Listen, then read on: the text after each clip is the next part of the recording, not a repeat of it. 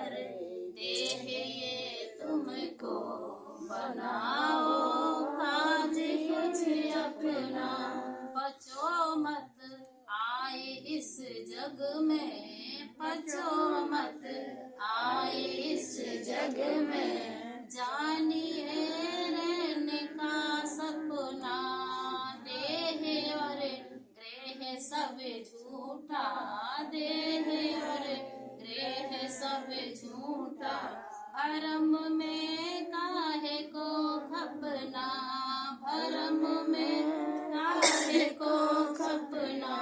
मिली नर देह ये तुमको बनाओ, काज कुछ अपना। स्वामी जी महाराज बता रहे हैं कि तुम्हें ये मनुष्य की जो देह मिली है, ये सबके नसीब में नहीं है, न सबके भाग्य में है। बहुत ही ऊंचे भाग है जो हमें और आपको ये मनुष्य देह मिली है, जिसे नर नारायणी देह कहा गया है। इस शरीर के अंदर परमात्मा बसता है, लेकिन हम यहाँ आकर वादा करके आए थे कि हम जैसे ही इस नरक कुंड से प्रभु हमें आप बाहर निकालो, और हम बाहर जाते ही आपके सिवा किसी की याद नहीं करेंगे। वादा करके आए थे कॉल करके। और जो वादा करते हैं तो उन्हें निभाना पड़ता है, जो वादा किया वो निभाना पड़ेगा। तो लेकिन यहाँ आकर वो वादा भूल जाते हैं, मोह माया में बंध कर ऐसे हम हो जाते जैसे हमें अब यही सब कुछ है, हमें दोबारा वहां जाना नहीं। तो ये हम मनुष्य का जो जीवन मिला है ये हम व्यर्थ में गंवा देते हैं। यहाँ स्वामी जी महाराज बता रहे हैं कि ये सब एक रात की तरह है। अगर हम और आप अपनी आंखें बंद करें तो क्या दिखता है? अंधेरा। तो अंधेरा किसे अच्छा लगता है? अगर किसी मकान में अंधेरा हो तो उसमें रहने वाले भी, उनको भी नहीं अच्छा लगेगा जब तक उसमें कोई रोशनी ना हो।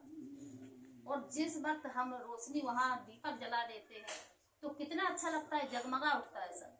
इसी प्रकार से इस दुनिया में हम आए हैं, यहाँ जी रहे हैं, काम क्रोध मोह लोभ अहंकार के वशीभूत होकर हम परमात्मा को ऐसे भूल चुके।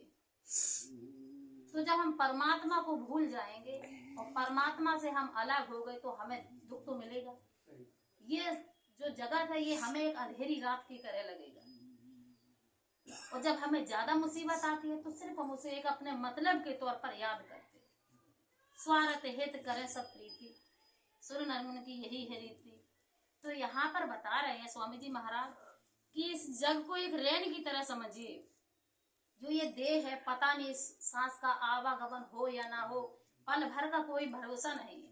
लेकिन हम क्या करते हैं, ये भी करते, वो भी कर लें, ये भी कर लें। यहाँ इस चीज की कमी है तो वो भी हो जाए, एक गाड़ी है तो दूसरी हो जाए, एक प्लॉट है तो दूसरा हो जाए। कबीर दास जी महाराज अपने शब्दों में बताते हैं कि मन मरा मनुआ मरा, मर मर जाए शरीर, आशा तृष्णा ना मरी कह गए दास। तो आशाएं अगर एक पूर्ति हो गई तो दूसरी कि ये भी हो जाए। तो कहने का मतलब यही है कि जैसे अब हम भूखे हैं और अगर हमें पेट भर के भोजन मिल जाए तो हमारी भूख खत्म होनी चाहिए कि बढ़नी चाहिए? खत्म होनी चाहिए।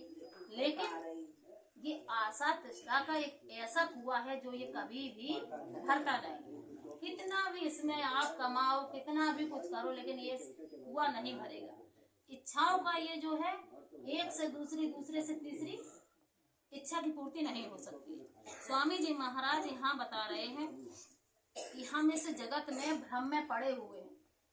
कोई देवी देवता के चरणों में पड़ा है कि हमारा ऐसा काम हो जाए, अब 5 खुलेगा आपको घंटा चढ़ाएंगे, कोई कहता है हम झंडा चढ़ाएंगे। तो अपने एक व्यवहार हो गया है। लेकिन निस्वार्थ जब प्रेम परमात्मा से हम और आप करेंगे तो उसमें कोई छल कपट नहीं होगा, एकदम निस्वार्थ। तो यहाँ पर बता रहे हैं कि हम आप जो मथुरा काशी वृंदावन इसमें भ्रमण कर रहे हैं। जो ये संसार है ये एक माया का बना हुआ है। जहाँ तक हमारी नजरें जाती हैं, आंखों को क्या है, इन्हें अच्छा अच्छा देखने को चाहिए। जीभ को क्या है, बढ़िया बढ़िया स्वाद है। तो ये सब हमारी इंद्रियां जो है एक बकरी की तरह है। जैसे आप बकरी को तो आप सभी लोग जानते हैं, कितना भी खिलाओ, और अगर भाई साहब तो खेत के किनारे चली गई तो वो जरूर मुंह मार लेगी। तो एक बकरी की तरह हमें अच्छा अच्छा खाने को मिले, अच्छा पहनने को मिले, आंखों से अच्छे अच्छे दृश्य देखें।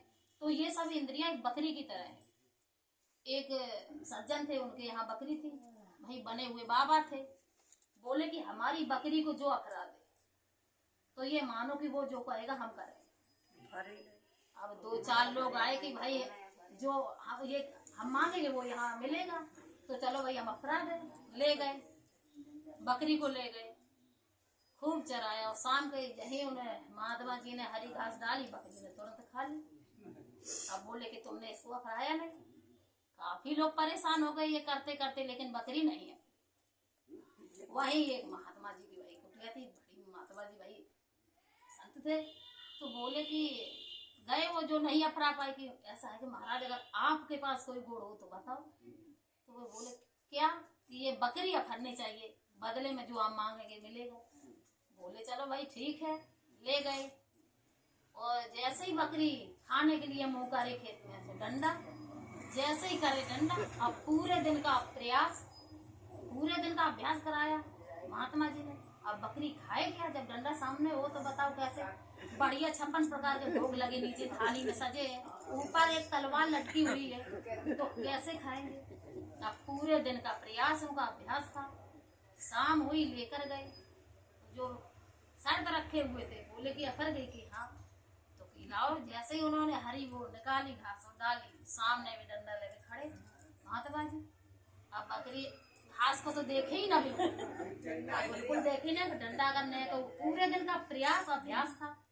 तो अब बकरी जैसे ही मुंह का डंडा की तरफ पूरा ध्यान घास की तरफ उसने किया ही नहीं। अब समझ लो, एक दिन के प्रयास से बकरी एकदम तृप्त हो गई। किससे? मान से, डंडे के बल से। इसी तरीके से हमारा और आपका मन है, ये एक बकरी की तरह है।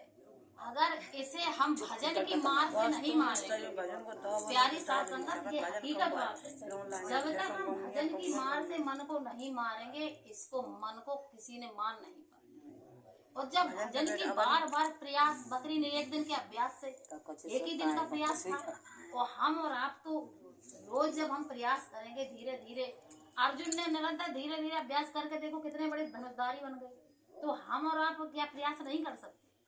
तो ये बकरी की तरह हमारी और आपकी ये इंद्रियां, इन्हें अच्छा अच्छा खिलाओ, अच्छा खिलाओ, अच्छे अच्छे दृश्य देखो। इन्हें अगर बहुत से लोग ऐसे हैं कि जिन्हें सत्संग में बैठना बिल्कुल अच्छा नहीं लगता, वो अगर कहीं वो नौटंकी आई हो, नाच गाने वाला कार्यक्रम हो, तो तुरंत वहां जाएंगे और पूरी रात जागने की ताकत, और दूसरी पैसे भी लुटाएंगे। अगर कहो कि सत्संग में भाई साहब, जैसा भाई साहब के यहाँ होता है, बहन जी आप चलिए, तो वो ये समझेंगे कि बहन जी का कुछ स्वार्थ होगा इसमें, इसलिए हमसे बार बार कह रहे हैं।